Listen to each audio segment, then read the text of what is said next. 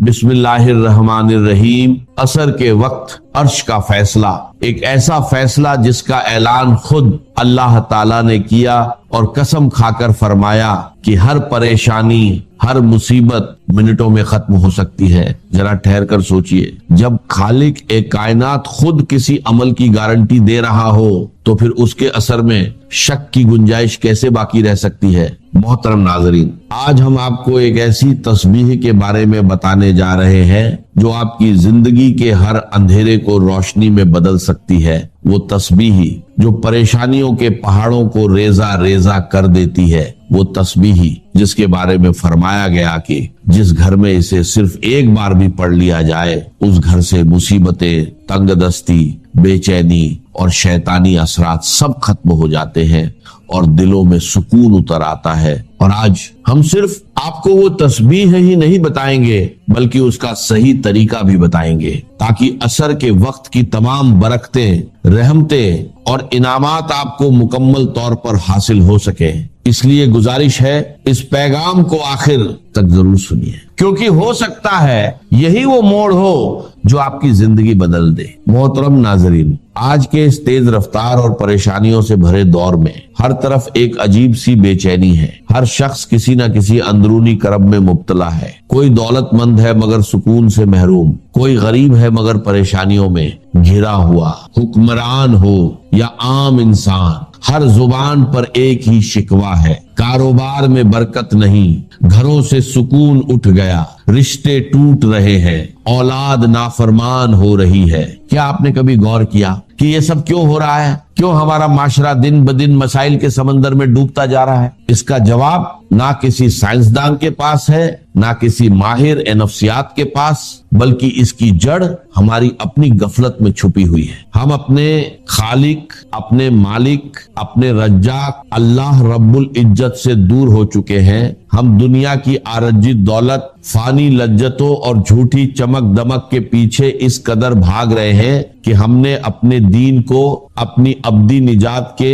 जरिए को पीछे छोड़ दिया है। और जब इंसान अपने मकसद ए तख्लीक को भूल जाता है तो फिर उस पर दुनियावी मुश्किलात के दरवाजे खोल दिए जाते हैं ताकि वो थक कर, टूट कर वापस अपने रब के दर पर आ जाए। ये एक अटल हकीकत है कि हम जितना कुरान के नूर से दूर होंगे, जितना अपने प्यारे नबी हजरत मोहम्मद सल्लल्लाहु अलैहि वसल्लम की सुन्नतों से दूर होंगे, उतना ही हम परेशानियों में गिरते चले जाएंगे, क्योंकि दिल का सुकून सिर्फ और बचादन में ही सिर्फ अल्लाह के जिक्र में है। लेकिन मोहतरम नाजरीन, यहाँ मायूस होने की बिल्कुल जरूरत नहीं है, क्योंकि हमारा रब कोई सख्त गिर नहीं, बल्कि वो तो निहायत रहम और करम करने वाला है। उसकी रहमत इतनी वसी है कि वो छोटी सी नेकी को भी कबूल कर लेता है और बड़े से बड़े गुनाहों को माफ कर देता है। वो अपने बंदों से 70 मानों से भी ज्यादा मोहब्बत करने वाला है।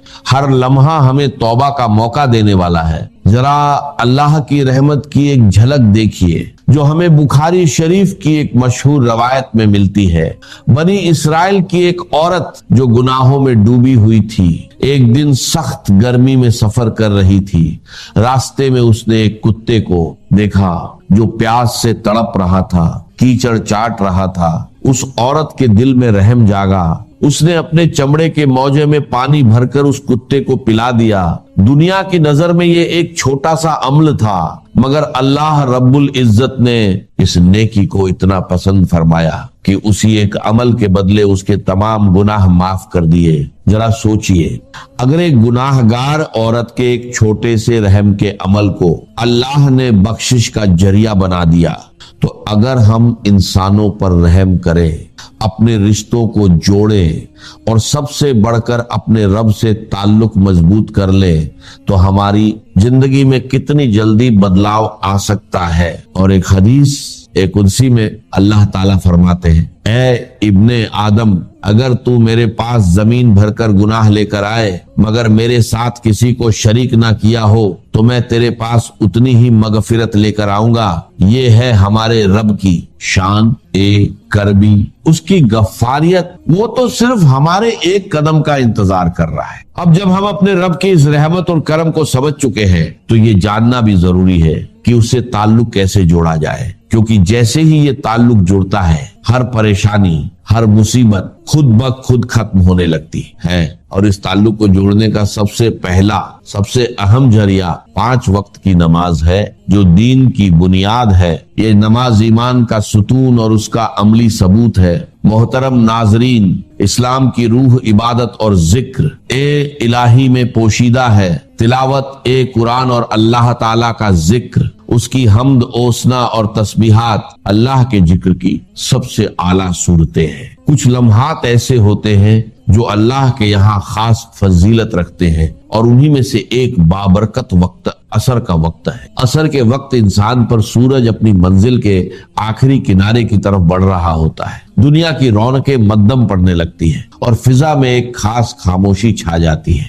यही वो लम्हा होता है जब दिलों के दरवाजे जिक्र ए इलाही के लिए सबसे ज्यादा नरम हो जाते हैं। उसी साथ में अर्श के फैसले के वक्त जब कोई बंदा इखलास ए नियत के साथ ये तस्बीह पढ़ना शुरू करता है तो उस पर रहमत ए इलाही के दरवाजे खुलने लगते हैं। उसकी हर मुसीबत, हर मुश्किल मिनटों में खत्म होने लगती है। उसके गिर्द फरिश्ते हिसार कायम कर लेते हैं। वो अल्लाह ताला की हिफाजत में आ जाता है और शैतान उसके करीब भी नहीं आ सकता। अहादीस ए मुबारका में बार बार ये बात बयान की गई है कि अल्लाह का जिक्र और तस्बीहात ना सिर्फ बंदे के दिल को मुनव्वर करते हैं बल्कि उसकी तमाम परेशानियां और मुश्किलात भी दूर कर देते हैं। हुजूर अकरम सल्लल्लाहु अलैहि वसल्लम ने फरमाया, अपने घरों को कब्रों की मानिंद ना बनाओ, बल्कि उनमें कुरान की तिलावत, तस्बीहात और जिक्र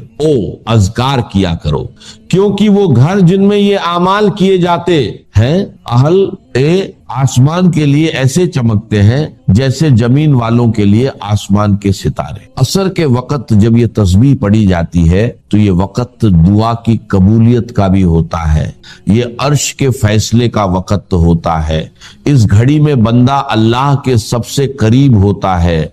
उसकी जुबान से निकलने वाला हर कलिमा अल्लाह के हुजूर खास मकाम रखता है। हुजूर अकरम सल्लल्लाहु अलैहि वसल्लम की जिंदगी इस बात का अमली सबूत है कि किस तरह तस्बीहात और जिक्र ओ अज़कार से ताल्लुक इंसान की जिंदगी को बदल देता है। आप सल्लल्लाहु अलैहि वसल्लम की तालीमात हमें ये सिखाती है कि अल्लाह का जिक्र सिर्फ जुबान से नहीं बल्कि दिल से किया जाए। जब बंदा सच्चे दिल से अल्लाह की हम्द ओसना और उसके जिक्र में मशगूल होता है तो उस पर खास इनायत नाजिल होती है।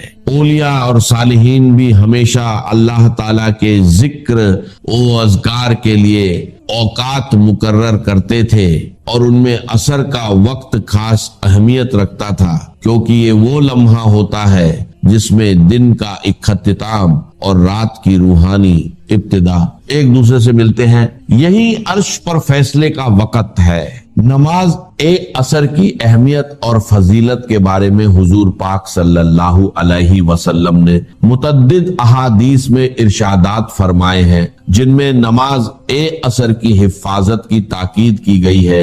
रसूल अल्लाह सल्लल्लाहु अलैहि वसल्लम ने फरमाया, जिसने असर की नमाज छोड़ दी उसके आमाल जाया हो गए। ये हदीस इस बात की वाज़ेह दलील है कि नमाज ए असर ईमान और अमल की बुनियाद है। जो इस नमाज की पाबंदी करता है गोया वो अपने ईमान की हिफाजत करता है, और जो इसे तर्क करता है वो अपने नेक अमाल से महरूम हो जाता है। नमाज ए असर जन्नत की जमानत है। रसूल अल्लाह सल्लल्लाहु अलैहि वसल्लम ने फरमाया, जो शख्स फज्र और असर की नमाजों की पाबंदी करेगा वो जन्नत में दाखिल होगा।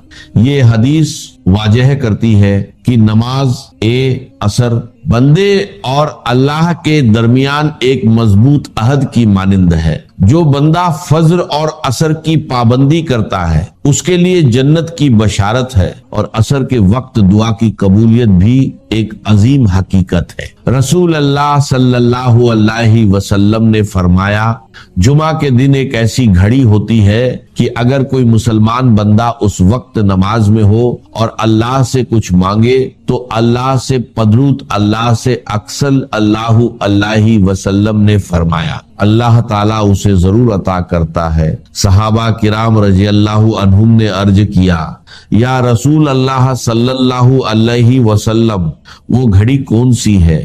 آپ صلی اللہ علیہ وسلم نے فرمایا، وہ عصر کے بعد کا وقت ہے۔ یہ حدیث ہمیں بتاتی ہے کہ خصوصاً جمعہ کے دن عصر کے بعد دعا کی قبولیت کا ایک خاص لمحہ ہوتا ہے جس میں مانگی گئی دعا رد نہیں کی جاتی، قبولیت کے خاص لمحات ہوتے ہیں۔ یہ وقت روحانی طور پر بے حد انتہائی بابرکت ہوتا ہے، لہذا عصر کے بعد قرآن کی تلاوت، ذکر اور دعا کا اہتمام کرنا قبولیت کا سبب بنتا ہے۔ عصر کی نماز فرشتوں کے گواہ ہونے کا وقت ہے۔ رسول اللہ صلی اللہ علیہ وسلم نے فرمایا، تمہارے پاس رات اور دن کے فرشتے آتے ہیں اور وہ فجر اور عصر کے وقت جمع ہوتے ہیں۔ پھر جو فرشتے تمہارے پاس رات گزارتے ہیں وہ اوپر جاتے ہیں اور اللہ تعالیٰ ان سے پوچھتا ہے، تم نے میرے بندوں کو کس حال میں چھوڑا؟ وہ عرض کرتے ہیں، ہم نے انہیں نماز پڑھتے ہوئے چھوڑا اور نماز پڑھتے ہوئے پایا۔ عصر کا وقت وہ مبارک لمحہ ہے جب فرشتے بندے کے اعمال اللہ کے حضور پیش کرتے ہیں۔ جو شخص اس وقت عبادت، تلاوت یا ذکر میں مشغول ہوتا ہے اس کا حال فرشتے اللہ کے سامنے بہترین صورت میں پیش کرتے ہیں۔ عصر کے بعد نیکیوں کی برکت کے بارے میں رسول اللہ صلی اللہ علیہ وسلم نے فرمایا، جو شخص کسی نیک عمل پر دن کے اختتام میں قائم رہتا ہے اللہ تعالیٰ اس پر اپنی رحمت نازل فرماتا ہے۔ عصر کا وقت دن کے اختتام کا وقت ہوتا ہے، یعنی دن کی محنتوں، فیصلوں اور اعمال کا نچوڑ۔ اگر بندہ اس وقت ذکر الہی، تلاوت یا دعا میں مشغول ہو جائے تو گویا وہ اپنے دن کو خیر و برکت کے ساتھ مکمل کرتا ہے۔ نماز عصر کے وقت یعنی عرش کے فیصلے کے وقت، اس تسبیح کو پڑھنے سے نہ صرف گھریلو مسائل حل ہونے لگتے ہیں بلکہ روحانی طور پر انسان کے دل پر سکون اور اطمینان نازل ہوتا ہے۔ ان فی ذلک لآیات لقوم یعقلون۔ اب یہاں آپ دیکھیں گے وہی انداز ہے، التذکیر بآلاء اللہ، اللہ کی نعمتیں، اللہ کی خلاقی، اللہ کی قدرت، اس کی نشانیاں۔ وَإِن تَعْجَبْ فَعْجَبٌ قَوْلُهُ، اگر تمہیں تعجب کرنا ہی تو قابل تعجب ہے ان کا قول، اِذَا كُنَّا تُرَابًا اِنَّا لَفِي خَلْقٍ جَدِيدٍ، کہ جب ہم مر کر مٹی ہو جائیں گے تو کیا ہمیں دوبارہ اٹھا لیا جائے گا؟ یعنی اللہ کے لیے دوبارہ تمہیں پیدا کر دینا کوئی قابل تعجب بات نہیں۔ اس نے یہ ساری کائنات پہلے بنا دی، ہر شے کی جو ہے اس نے تخلیق فرمائی ہے، تو اس کے لیے کہاں ہوگی؟ اس کے لیے یہ تعجب کرنا کہ وہ دوبارہ کیسے کر دے گا، یہ قابل تعجب ہے۔ فَإِن تَعْجَبْ فَعْجَبٌ قَوْلُهُمْ اِذَا كُنَّا تُرَابًا اِنَّا لَفِي خَلْقٍ جَدِيدٍ اُولَٰئِكَ الَّذِينَ كَفَرُوا بِرَبِّهِمْ۔ اصل میں یہ وہ لوگ ہیں انہوں نے اپنے رب کا انکار کیا، رب کی قدرت کا انکار کر رہے ہیں۔ آخرت کا انکار کر رہے ہیں، کیسے ہو سکتا ہے؟ کیا مطلب ہے کہ اللہ نہیں کر سکتا؟ تو اللہ کے علی کل شیء قدیر ہونے کا انکار ہے۔ اولئک الذین کفروا بربہم واولئک الاغلال فی اعناقہم، اور یہی وہ لوگ ہیں کہ جن کے گردنوں میں طوق پڑے ہوئے ہیں۔ واولئک اصحاب النار، اور یہ جہنمی ہیں، ہم فیہا خالدون، اس میں ہمیشہ ہمیشہ رہیں گے۔ ویستعجلونک بالسیئۃ قبل الحسنۃ، اور یہ جلدی مچا رہے ہیں آپ سے برائی کی بھلائی سے پہلے۔ وہ جو کہتے تھے بڑی ہی جسارت کے ساتھ، ڈٹائی کے ساتھ، لے آئیے عذاب، لے آئیے عذاب، تو برائی بھی رہے۔ قد خلت من قبلہم المثلات، اور ان سے پہلے بہت سی مثالیں گزر چکی ہیں، بہت سی قومیں ہلاک ہو چکی ہیں۔ وَإِنَّ رَبَّكَ لَذُو مَغْفِرَةٍ لِلنَّاسِ، اور یقیناً آپ کا رب جو ہے وہ لوگوں کے حق میں معاف کرنے والا ہے۔ وہ دیر لگا رہا ہے، وہ تاخیر کر رہا ہے، وہ اس طرح کا حصی معجزہ نہیں دکھا رہا، یہ اس کی نرمی ہے، اس کی شان غفاری ہے۔ عَلَىٰ ظُلْمِهِمْ، ان کے ظلم کے باوجود اللہ تعالیٰ جو ہے ان کو معاف کر رہا ہے۔ وَإِنَّ رَبَّكَ لَشَدِيدُ الْعِقَابِ، اور یقیناً اللہ تعالیٰ آپ کا رب جو ہے وہ پھر سزا دینے میں بھی سخت ہے۔ وَيَقُولُ الَّذِينَ كَفَرُوا لَوْلَا أُنزِلَ عَلَيْهِ آيَةٌ مِّن رَّبِّهِ، وہی ایک ہی وہی ایک دلیل ان کے پاس جو رہ گئی تھی جس کے سوا کوئی اور دلیل نہیں تھی، اور وہ کہتے ہیں یہ کافر کیوں نہیں اتاری گئی ان پر کوئی نشانی ان کے رب کی طرف سے، وہ حصی معجزہ کیوں نہیں دکھایا محمد نے صلی اللہ علیہ وسلم۔ انما انت منذر ولکل قوم ہاد، تو اے نبی آپ جان لیجئے آپ ہیں بس خبردار کر دینے والے، آپ ہیں بشیر ہیں نذیر ہیں، آپ کا کام تبلیغ ہے، ابلاغ ہے، تذکیر ہے، باقی ہر قوم کے لیے ہم نے ہادی بھیجے ہیں، اسی طرح آپ کو ہم نے ان کے لیے بھیجا ان کی ہدایت کے۔ اللہ یعلم ما تحمل کل انثی، اللہ خوب جانتا ہے کہ ہر مادہ چاہے وہ حیوانات میں سے یا انسانوں میں سے ہے وہ کیا اٹھائے ہوئے ہے، اس کے رحم میں کیا ہے۔ وما تغید الارحام وما تزداد، اور جو سکڑتے ہیں رحم جو ہے وہ سکڑتے بھی ہیں پھیلتے بھی ہیں، جب حمل ہوتا ہے جیسے بچہ بڑھتا ہے تو وہ رحم جو ہے پھیلتا ہے، اور جب وضع حمل ہو جاتا ہے پھر وہ رحم سکڑتا ہے۔ وکل شیء عنده بمقدار، اور ہر چیز اللہ تعالیٰ کے ہاں ایک اندازے کے مطابق ہے، یہ بالل ٹپ نہیں ہو رہا ہے، ہر چیز کا ایک قانون اور قاعدہ مقرر ہے۔ عالم الغیب والشہادۃ الکبیر المتعال، وہ جاننے والا ہے پوشیدہ کا بھی اور ظاہر کا بھی، جو سامنے ہے اس کا بھی اور جو چھپا ہوا اس کا بھی۔ الکبیر ہے، بلکہ اللہ کے ناموں میں سے المتکبر بھی ہے، المتکبر، یہ سورہ حشر میں آپ پڑھیں گے، اور وہ المتعال ہے، بہت بلندی والا، بلند ہونے والا۔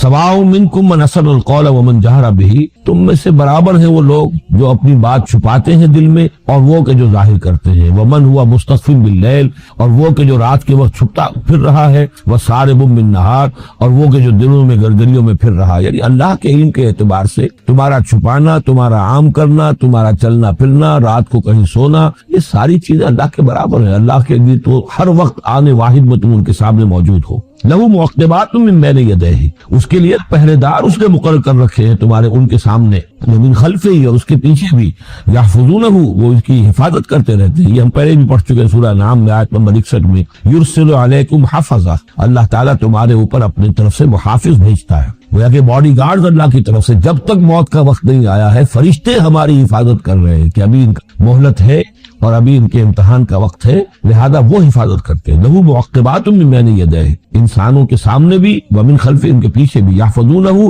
جو اس کی نگہبانی کرتے ہیں، من امر اللہ، اللہ کے حکم سے۔ ان اللہ لا یغیر ما بقوم حتی یغیروا ما بانفسہم، یقیناً اللہ تعالیٰ کسی قوم کے حالات نہیں بدلتا، جو بھی کچھ ہوتا ہے اس قوم کے ساتھ، جب تک کہ وہ نہیں بدل دیتے جو کچھ ان کی جانوں میں ہوتا ہے، جو کہ ان کے دلوں میں ہوتا ہے۔ خدا نے آج تک اس قوم کی حالت نہیں بدلی، نہ ہو جس کو خیال آپ اپنی حالت کے بدلنے کا۔ آپ کی باطنی کیفیت بدلے گی تو اللہ تعالیٰ کی طرف سے بھی آپ کے ساتھ معاملہ تبدیل ہو جائے گا۔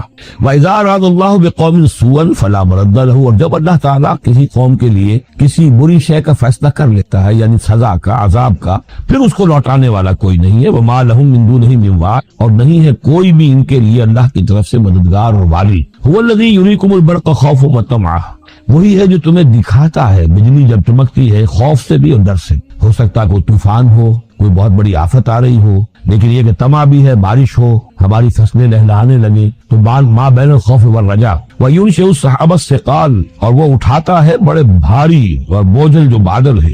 وَيُسَبِّحُ الرَّعْدُ بِحَمْدِهِ، اور رات جو ہے جب کڑک ہوتی ہے تو وہ بھی در حقیقت اللہ کی تسبیح کر رہی ہوتی ہے اور اللہ کی حمد کر رہی ہوتی ہے۔ وَالْمَلَائِكَةُ مِنْ خِيفَتِهِ، اور اللہ تعالیٰ کے جو فرشتے ہیں وہ بھی اللہ کے ڈر سے اس وقت حمد کرتے ہیں اور اللہ تعالیٰ کی تسبیح کرتے ہیں۔ وَيُرْسِلُ الصَّوَاعِقَ، اور پھر وہ کڑکدار بجلیاں بھیجتا ہے۔ فَيُصِيبَ بِهَا مَن يَشَاءُ وَهُمْ يُجَادِلُونَ فِي اللَّهِ، اور پھر وہ ڈال دیتا ہے بجلیوں کو، بجلیاں گرتی ہیں جس پر اللہ چاہتا ہے۔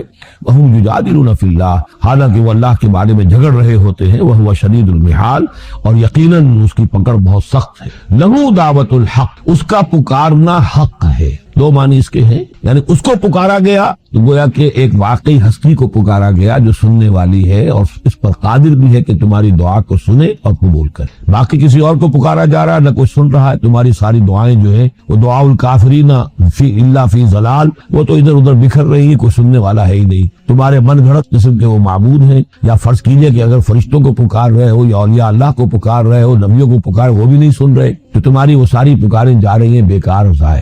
لہو دعوت الحق، ہاں اس کو پکارنا جو ہے وہ حق ہے، اس کو پکارا جائے تو یقیناً اللہ سنتا ہے۔ اور ایک یہ بھی ہے کہ جو وہ پکار رہا ہے، جس بات کی وہ دعوت دے رہا ہے، وہ حق ہے۔ لہو دعوت الحق، وہ دعوت دے رہا ہے کہ میری بندگی کرو، میرے احکام پر چلو۔ والذین یدعون من دونہ لا یستجیبون لہم، اور جن کو یہ پکار رہے ہیں اس کے سوا وہ ان کو نہ کچھ سنتے ہیں نہ ان کی دعا کو قبول کرتے ہیں، بشیء الا کباسط، لیکن سوائے اس کے کہ ان کی مثال اس شخص کی سی ہے کباسط کفہ الی الماء لیبلغ فاہ، کہ کوئی شخص اپنا ہاتھ پانی کی طرف بڑھا رہا ہے کہ وہ پانی جو ہے اس کے منہ تک پہنچ جائے، وما ہوا ببالغہ، اور وہ پانی اس کے منہ تک پہنچنے والا نہیں ہے۔ جیسے یہ کار عبث ہے، پانی آپ لیں گے چلی میں منہ میں ڈالیں گے، صرف ہاتھ کے بڑھانے سے تو پانی نہیں آ جائے گا، جیسے یہ کار عبث ہے ایسے ہی اللہ کے سوا کسی اور کو پکارنا کار عبث ہے۔ وما دعاء الکافرین الا فی ضلال، وہ الفاظ بھی آ گئے، اور یہ جو پکارنا ہے ان کافروں کا جو اللہ کے سوا کسی اور کو پکارتے ہیں، یہ صدا بے صحرا ہے، لا حاصل ہے، ضلال ہے،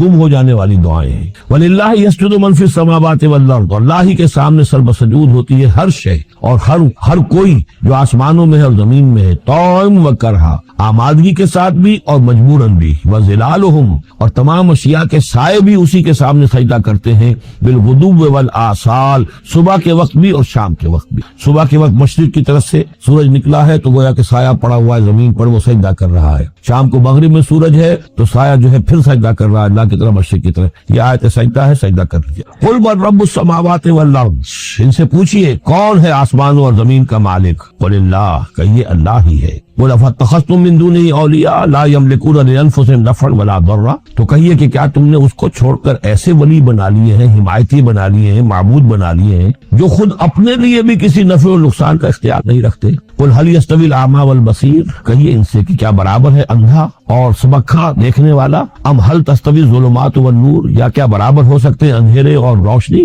ام جعلوا للہ شرکاء، کیا انہوں نے اللہ کے لیے ایسے شریک ٹھہرا دیے ہیں، خلقوا کا خلق ہی، جنہوں نے اللہ کی طرح کی تخلیق کی ہے، فتشابہ الخلق علیہم، تو یہ جو خلق ہے ان پر متشابہ ہو گئی ہے کہ کون سی تخلیق اللہ کی مانے، کون سی تخلیق کسی اور کی مانے، جبکہ وہ مانتے تھے کہ تخلیق کل کی کل اللہ کی ہے۔ ام جعلوا للہ شرکاء خلقوا کخلقہ فتشابہ الخلق علیہم قل اللہ خالق کل شیء، کہہ دیجئے کہ اللہ تعالیٰ ہی ہے خالق ہر شے کا، وہو الواحد القہار، اور وہ ہے اکیلا، تنہا اور چھایا ہوا زبردست۔ انزل من السماء ماء فسالت اودیۃ، اس نے آسمان سے پانی برساتا ہے، بارش برساتا ہے تو پھر تمام وادیاں بہنے لگتی ہیں، کیونکہ اکثر و بیشتر علاقہ جس میں قرآن نازل ہوا میں نے آپ کو بتایا وہ حجاز کا تھا۔ حجاز میں پہاڑی سلسلے ہوتے ہیں، جب بارش ہوئی تو اب پہاڑوں کی رینج کے درمیان وادیاں ہیں، پھر وادیوں میں پانی جو سیلاب آتا ہے، سالت اودیتن، تمام وادیاں جو ہے وہ بہ نکلی سیلاب کے ساتھ، بے قدرہا، اپنی اپنی وسعت کے مطابق۔ کسی وادی کا کیچمنٹ ایریا زیادہ ہے تو زیادہ زوردار سیلاب آ جائے گا، کسی کا تھوڑا ہے کیچمنٹ ایریا تو سیلاب آئے گا۔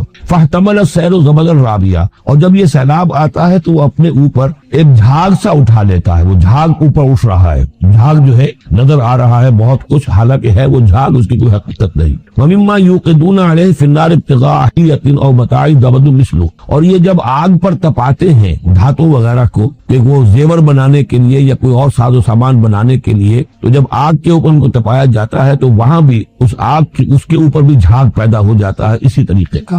کذالک یضرب اللہ الحق والباطل، اسی طرح اللہ تعالی حق و باطل کو ٹکراتا ہے۔ اس کے دو ترجمے کیے گئے ہیں، اس طرح اللہ تعالی حق و باطل کو ٹکراتا ہے، یا اسی طرح اللہ تعالی حق اور باطل کی مثال بیان کرتا ہے۔ فاما الزبد فیذهب جفاء، تو یہ جو اوپر کا ہوتا ہے جھاگ وہ تو پھر خشک ہو جاتا ہے، ختم ہو جاتا ہے، اس کی کوئی حقیقت نہیں ہوتی۔ واما ما ينفع الناس فيمكث في الارض، اور جو شے لوگوں کے لیے مفید ہوتی ہے، پانی مفید ہے جو نیچے ہے نظر نہیں آ رہا، اوپر جھاگ نظر آ رہا ہے، نیچے پانی ہے، مفید شے تو پانی ہے، وہ زمین میں جذب ہو جاتی ہے، وہ ٹک جاتی ہے۔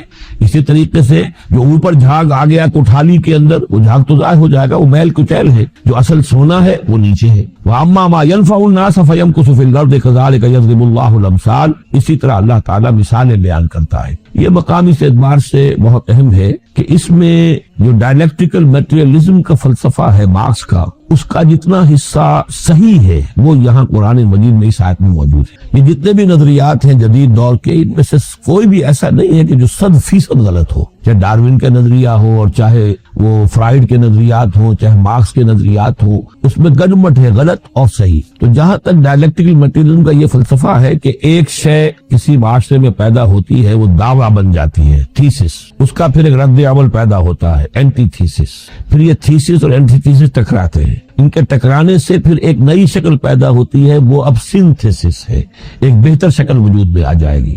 لیکن یہ سنتھسس بھی کامل نہیں ہے، اس کے اندر بھی کوئی نقص ہے، لہذا پھر اب یہ سنتھسس بن جائے گا، اس کے ہی کوکھ سے ایک اینٹی تھیسس جو پھر جنم لے لے گا، پھر یہ سنتھسس اینٹی تھیسس ٹکرائیں گے، پھر سنتھسس ہوگا، اس طرح درجہ بدرجہ چیز جو ہے آگے بڑھتی جا رہی ہے۔ اس تصادم میں جو شے لوگوں کے لیے، انسانوں کے لیے مفید ہوتی ہے وہ باقی رہتی ہے، اور جو شے مفید نہیں ہوتی وہ ختم ہو جائے۔ یہ پوری تھیوری ہے، لیکن چونکہ اس میں سارا معاملہ ہے مادے کا، روح اور اس کی حقیقت یہ ان لوگوں کے سامنے سرے سے ہے نہیں۔ اس حوالے سے یہ ساری گمراہی ہو گئی ڈارون کے نظریے میں، اسی حوالے سے ساری گمراہی ہو گئی فرائڈ کے نظریے میں، اسی حوالے سے ساری گمراہی ہو گئی مارکس کے نظریے میں۔ لیکن یہاں بھی دیکھیے، جیسے کہ سورہ انبیاء کی آیت نمبر 18 میں آیا ہے، بل نقذف بالحق علی الباطل فیدمغہ، ہم دے مارتے ہیں حق کو باطل پر تو باطل کا وہ بھیجا نکال دیتا ہے، فاذا ہوا زاہق، اور باطل جو ہے پھر وہ غائب ہو جاتا ہے۔ تو باطل کی حیثیت یہ ہے۔ تو یہ ٹکراؤ جو ہے حق و باطل کا اور خیر و شر کا کشاکش جو ہے یہ ہو رہی ہے، تو اس میں بھی ایک حد تک بات صحیح ہے کہ تدریجاً پھر جو نسل انسانی ہے وہ تمدن کے ارتقاء کے مراحل وہ طے کر رہی ہے اور رفتہ رفتہ بہتری کی طرف آ رہی، جس کو اقبال نے کہا ہے کہ ہر کجا بینی جہانے رنگ و بو، کہ از خاکش بروید آرزو، یاد نور مصطفیٰ اورا بہاس، یا ہنوز اندر تلاش مصطفیٰ۔ یہ جو سوشل ایولیوشن ہے یہ خود رفتہ رفتہ اب اسی راستے پر بڑھ رہا ہے جس راستے پر کہ محمد رسول اللہ صلی اللہ علیہ وسلم نے اب سے 1400 برس ایک ہی چھلانگ میں نوع انسانی کو پہنچا دیا تھا۔ كذلك يضرب الله الحق والباطل فأما الزبد فيذهب جفاء وأما ما ينفع الناس فيمكث في الأرض كذلك يضرب الله الأمثال للذين استجابوا لربهم الحسنى، جو لوگ اپنے رب کی دعوت پر لبیک کہتے ہیں، قبول کرتے ہیں اپنے رب کے احکام کو، ان کے لیے بھلائی ہے۔ والذین لم یستجیبوا لہ، اور جو لوگ اس کی پکار پر لبیک نہیں کہتے، لو ان لہم ما فی الارض جمیعا ومثلہ معہ لافتدوا بہ، اگر ان کے پاس کل زمین میں جتنا ساز و سامان ہے، دولت ہے، وہ بھی ہو اور اتنا ہی اور بھی ہو، تو وہ سارا بھی وہ فدیے میں دینے کے لیے تیار ہو جائیں گے۔ اولئک لہم سوء الحساب، ان کے لیے یقیناً برا حساب ہے، یعنی حساب سے جو نتیجہ ان کے حق میں نکلنے والا ہے وہ بہت برا ہے۔ ومأواہم جہنم، ان کا ٹھکانہ جہنم ہے، وبئس المہاد، اور وہ بہت برا